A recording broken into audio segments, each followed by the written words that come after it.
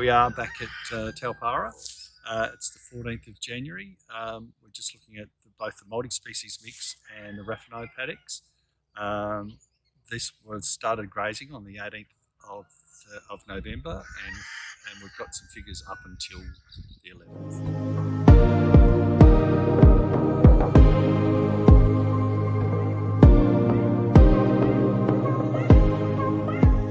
11th. Okay, so Barry just asked me what's gone on with our multi-species, and this is the result of our second grazing. Sheep came in on New Year's Day, left on the 11th, so we've got 10 grazing days off of it.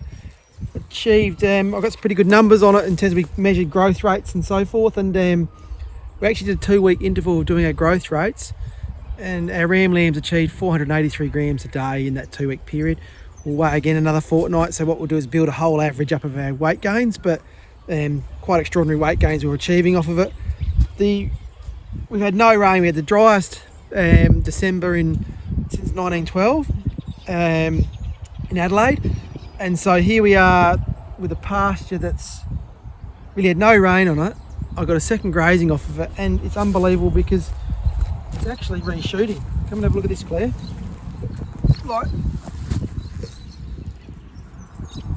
It's re-shooting again. We'll get another grazing. If we get rain, I'll definitely get another good grazing out of this. So.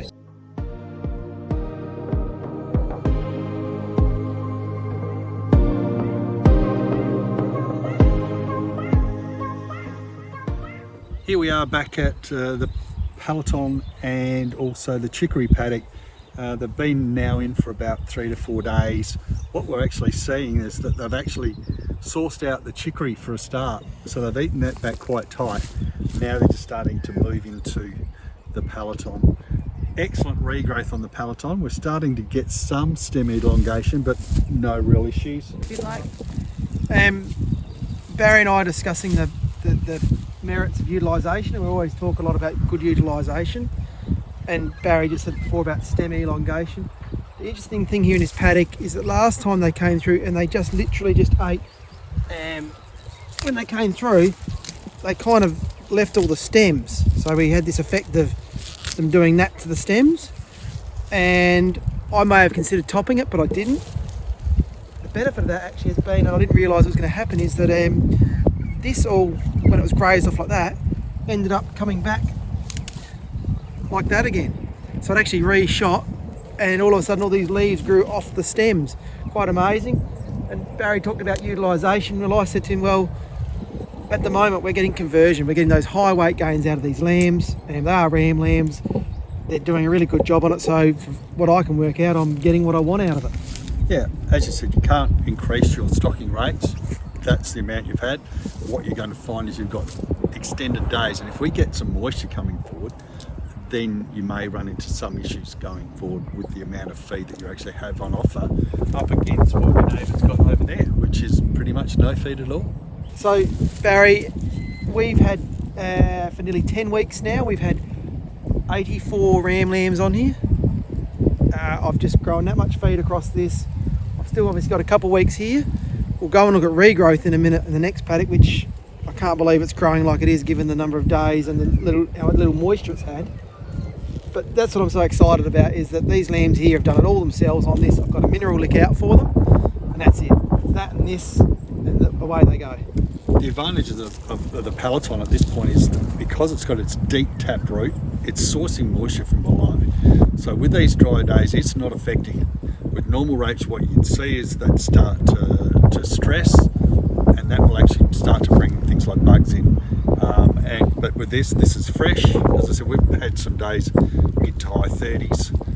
We've got a cooler day today, but this stuff is happily growing.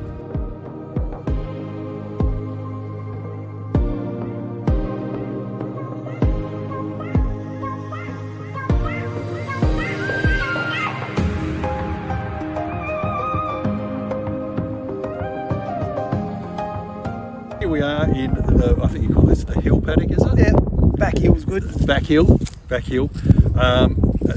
The stock came out of here on New Year's Day. We're 14 days post them leaving, and this is what regrowth we've got. We can see both the chicory is starting to regrow and strongly now, but also the peloton.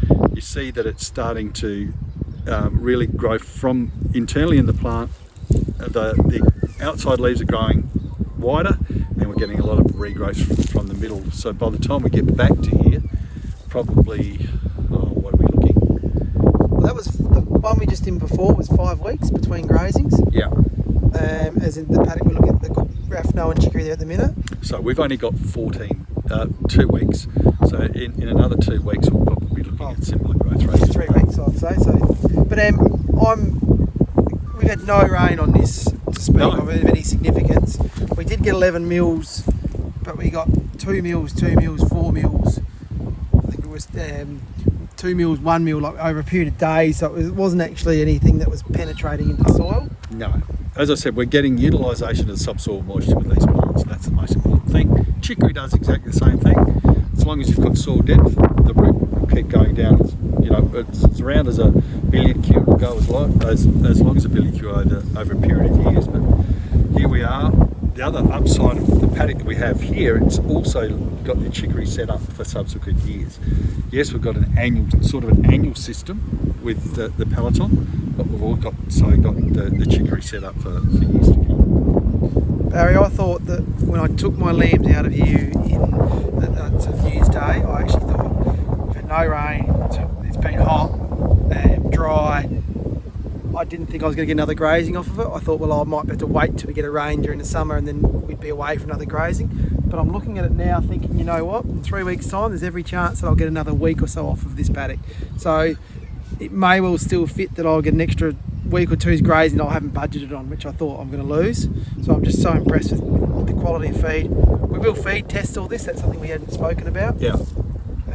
But we want to feed test what those lambs are on now, just to give people a picture as to what sort of quality feed we're sitting in, because we've been in the ryegrass paddocks at the start, which we know are going to be 5 to 6% protein and 6 megajoules of energy. We really want to test to say, yes, we've got those 25 to 30% protein, 12 ME pastures instead. So I want to capture that information of what we're doing. So the other upside with this is that with a lot of rapes to this point, this is all you will get. We potentially have the amount of grazing that we've had prior to get post this. This stand could go through till May at similar growth rates if we get moisture. So Barry, right now I'm going to throw you a curveball.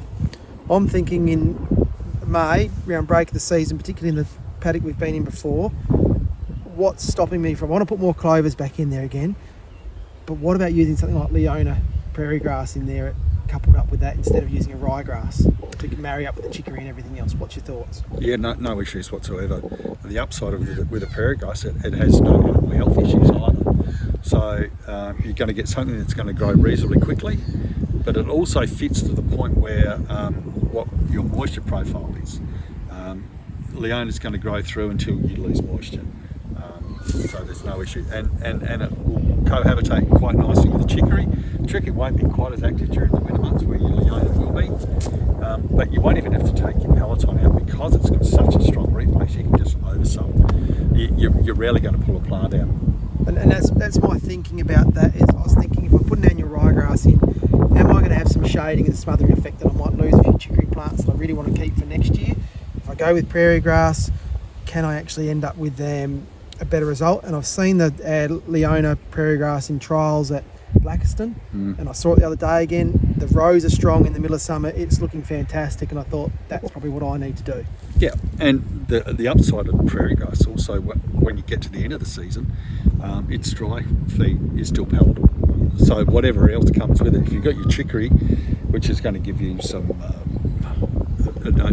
high nutrition, you're going to have that fibre source as well. So you end up with a reasonable feed that'll get you through to what you wanted to do next year, and we'll work out that later.